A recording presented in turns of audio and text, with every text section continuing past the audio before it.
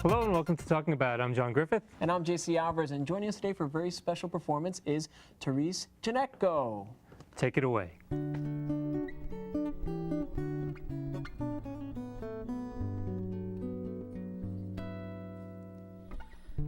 Would you love me better if I was a boy? If I had grown up to be a man? Would it make you happy being here with me? Would it feel safe to hold my hand?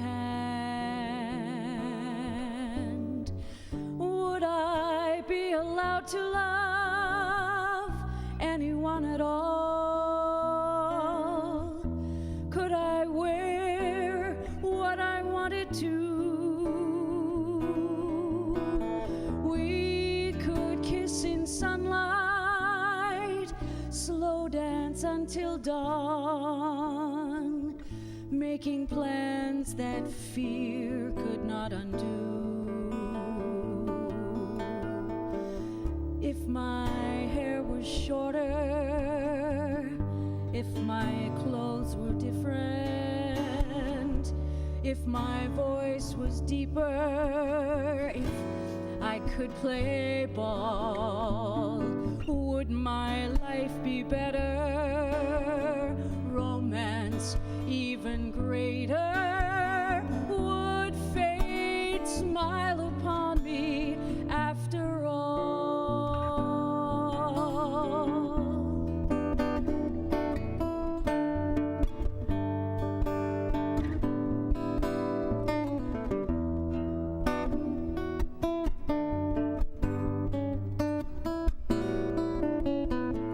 Would it make you happy? Would it bring you joy? Would you love me if I was a boy? Could you love me if I was a boy? Would my daddy love me if I was his son? If I could carry on his name, he would laugh for hours, thinking I was clever. Would he shake my hand after the game? Life would seem unlimited, night would feel safe then. We would never have to run again. But would it make you happy? Would it bring you joy? Would you love me if I was a boy? Could I love me if I was a boy?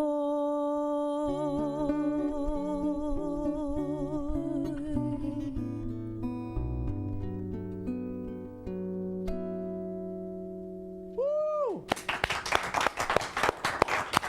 Terese Genecco. Hey, Thank you. Genecco. Genecco, because Yeah. it's Italian. You're not Alvarez, are you? Hey, Genecco, I thought it was Genecco, but Genecco's not right. Genecco's not right. Thanks for joining us. Thank you. And please introduce your guitars. I would love to. This is Sean Harkness, Wyndham Hill, BMI Sony recording artist, and a good friend. Well, we have a star, 2 stars in our midst. No, he's the star. I call myself a celebrity. That's like, Bubbling below the A-list. That's right. I'm almost there. I'm almost there. Well, I'll hit the D list later this summer. But is that like you're renting something? Is it a subletterity? I don't, you know, it's like you know, Yeah, you're subletting your celebrity. I'm renting a band is what I usually am renting. Well, but you have a really great gig over at the Iridium. I do. And from what we know is it's incredibly spectacular. You've even gotten amazing write-ups I'm about lucky how wonderful that your some performance folks is. pay attention to what we're doing. We've been there with an 8-piece band for 2.5 years on the last Tuesday of every month. And that's sort of a miracle in the cabaret nightclub world. You know, it's Two shows, right? 2 shows a night, yeah, 7 and 9 p.m. And they're different. Both shows are different, and every month is different. And I have special guests, and I have backup singers, the Tropicabana girls, and yeah, it's just like a party atmosphere. You know, it's such a fantastic environment that you're creating, and it's almost like it's a wonderful throwback to like an age that's almost like it's losing its momentum, and there's a whole generation that doesn't really know about this music anymore, and yet you're giving it this really majorly contemporary flair. Well, we try, yeah. I mean, it's all music that was written pre-1965. So, oh my gosh. Yeah, but you'd be surprised how many of those songs are in our day-to-day existence as Absolutely, commercial yeah. jingles, or you hear them, you know, walking through a hotel lobby, or you know, on a cruise ship or whatever. They're not unfamiliar tunes, but they're mostly made popular by the male crooners of the day, Frank Sinatra or Sammy Davis Jr. or Nat King Cole or Dean Martin, Mel Torme. So the twist is that I'm a female character. Oh my God! You know, well, it's like, and that's what makes it wonderfully inviting and different. I think it's what allows me to even do it, because most guys that try to sing that material get they get sort of like, oh, you're sleazy, or it's loungy, or nobody sounds as good as Sinatra. Why would you even try to sing his songs the way he sang them? But I don't get that at all, because you know, there's a chick in a suit. I'm flirting with girls, I'm messing with the guys. You know, it's like all of a sudden those songs become more of a contemporary sort of, you know, pastiche. Kind of subversive. I am. I'm right. right. I'm under the radar, baby, but I'm making it happen. You were nominated this year for an Out Music Award, were you not? 3. 3 Out Music Awards. Yeah, we won last year in the cabaret category, but that was eliminated. Then I don't know. Anyway, the song you just heard was nominated for the Single of the Year and for the love song, the Martin Biello Love Song of the Year. And I got to perform that with Sean at the Out Music Awards at Irving Plaza. And the audience must have really loved it, because it really is such an integral song, and it really is really woeful, and it just has this really wonderful feel. Yeah. How did you connect to that? Did you write the song? Was the song written for you? I did not. It was not written for me either. It was written by a New York City songwriter by the name of Maria Gentili and her writing partner Karen Cole. And Maria is also a singer. She recorded that song originally on a CD in 2003. And it was nominated for a Manhattan Association of Cabarets and Clubs Award. And I saw the title of it, and I thought, if I was a boy, that sounds interesting. Well, you thought it was the Beyonce song. Yeah, no, it was before the Beyonce song. They copied us. Hey, Beyonce, come Hey, on. Step off. Anyway, no, so She just says, did I step up to Beyonce? I know. I'm feeling it. I'm in Queens. No, it's like, I'm right there with you. No, yeah, Italian. Exactly. Yeah, I'm Italians. Yeah, sure. Yeah. You could take her. Yeah. No, she's got legs longer than I am tall, baby. Anyway, so Maria was so sweet and sent me the copy of the song, and I loved it. I fell in love with the lyrics. I had gender issues as a kid. I was a tomboy. I was, you know, when I started getting into puberty, I didn't understand who I was going to date and why and how and what was happening to my body, and it was definitely a challenge for me, which I obviously overcame. But this song really speaks to a lot of people. In fact, one young lady came up to me crying at the back of the room after the show and said that she did want to transition, and the song meant so much to her. She didn't know, you know, that people could even write music like that, and she was a songwriter herself. So it really opened up a whole new world for her, as maybe many new worlds. You never know. Well, what I think is so beautiful about it is that not only does it have a really universal message, but it's incredibly romantic. And a lot of that, of course, has to do with your beautiful voice. Oh, thank you. And your accompaniment. But it also has just a really romantic feel to it. It's got a really wonderful modern love song feel to it. The song is available for download, is it not? It is. It's Yeah. on CD Baby and it's on iTunes, and it's called If I Was a Boy. I know the grammar is not correct. It should be If I Were a Boy, but Well, Maria refuses to change it, and so, absolutely. you know, I sing it the way she wrote it. So If I Was a Boy, and it's available, I guess, for download. You know, we went into the recording studio and did the single this past summer. Bass Sean, and drums and electric guitar yeah, and everything. yeah, really cool, like 80s screaming solo that Sean does on 80s? it. Yeah. It's kind of an 80s thing, yeah. Well, the 80s is really, really big right now. It's sort of like making, Is it you know, coming back? Yeah, it is. It's like, you It's know, hip, baby, it's hip. there's a whole, like, you know, there's a whole, like, kind of like movement for 80s music. Now, the show, it is.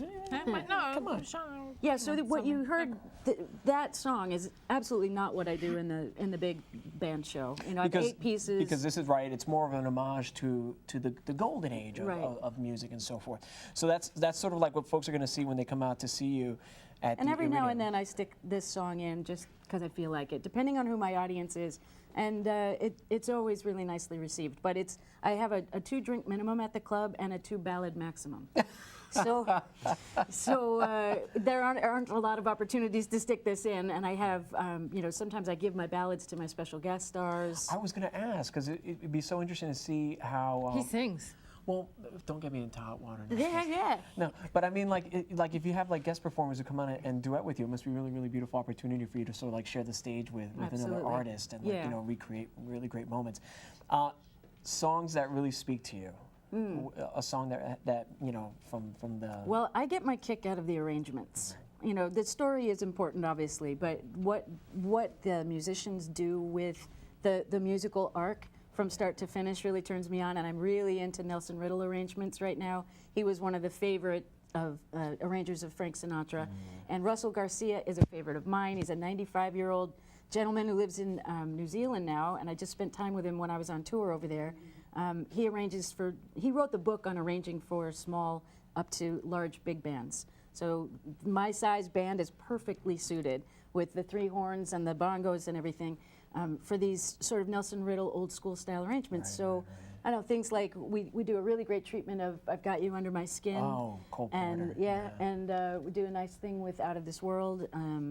Ain't That a Kick in the Head? And we do it sort of the Sammy Davis Jr. way. It's just, and you know, Ain't That a Kick in the Head? And Any Place I Hang My Hat is Home. Yeah, Well, that's the Sammy Davis Jr. way. There's also that sort of like idea that, you know, these are songs that may have traditionally been sung by men. Right.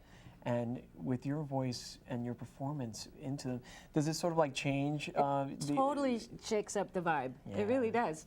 Yeah, and people that are used to or love Frank Sinatra or my idol Frances Faye, who I did a tribute show to, so a lot of my material in the shows now is pulled from that.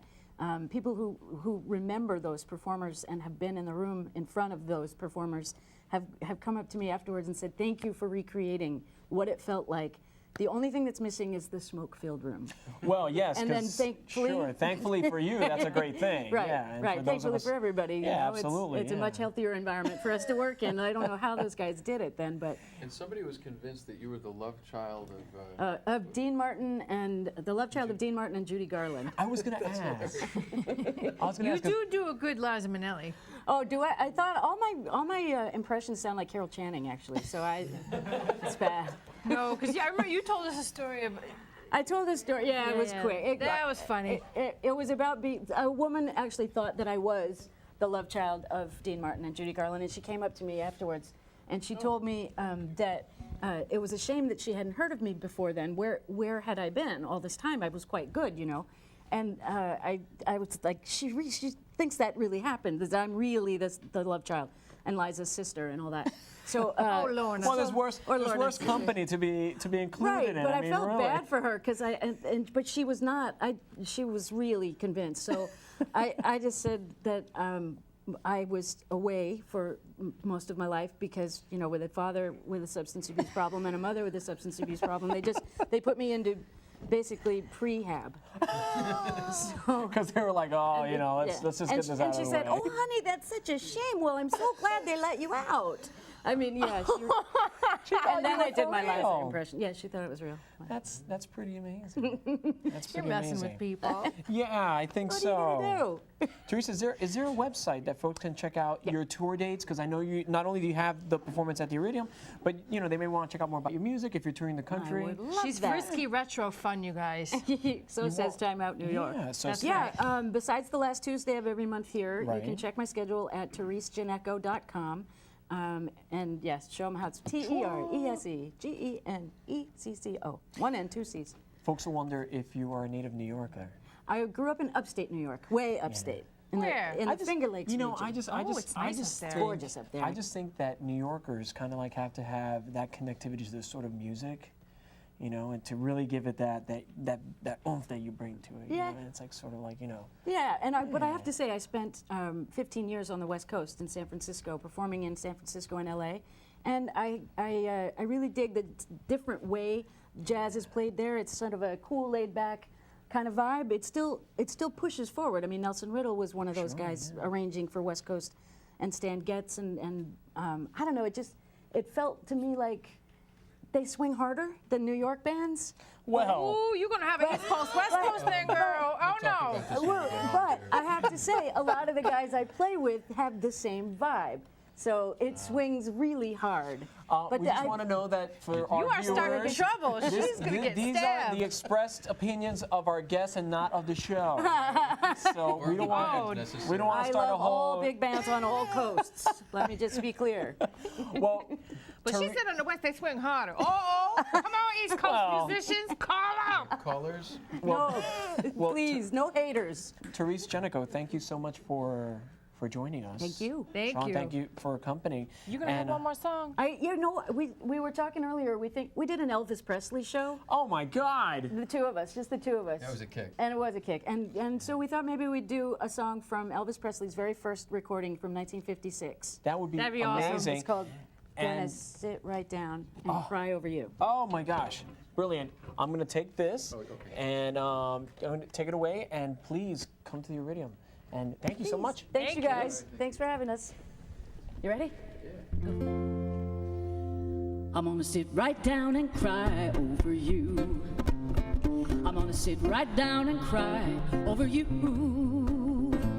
If you ever say goodbye, if you ever even try, I'm gonna sit right down and cry over you. I'm gonna love you more and more every day.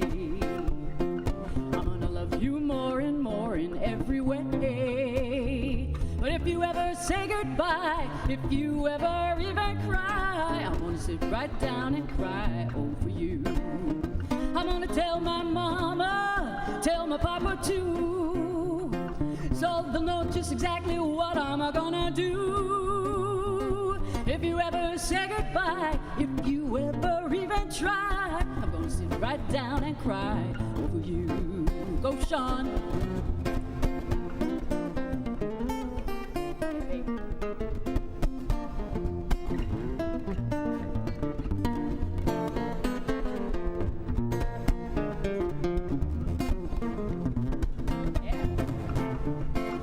I'm gonna sit right down and cry over you.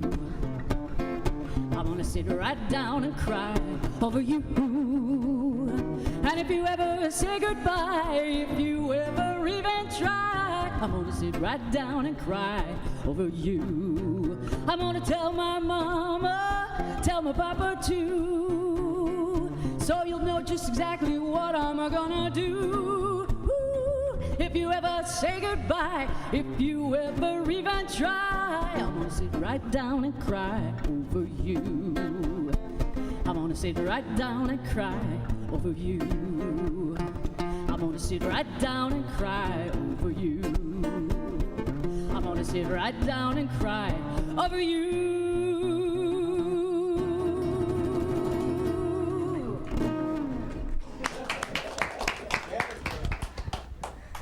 Terese Genecco. Did I say it right? Genecco. Genecco, like the Italians. At the Iridium. You don't want to miss it. Every Tuesday night, 2 shows, 7 and 9 p.m. I should do this. And get Sean's website up too. Sean, SeanHarkness.com. Yes. SeanHarkness.com. Thank you both for coming by and sharing your music. You have to come down and see the show. I'm sure it's like a New York Tuesday night staple. It is. And something exciting and Thanks, wonderful to JC. do. And thank you everyone for joining us, talking about. We're so happy that you could be here. And go to our website for any of our guests that have been here tonight. We're going to have all kinds of things up there for them.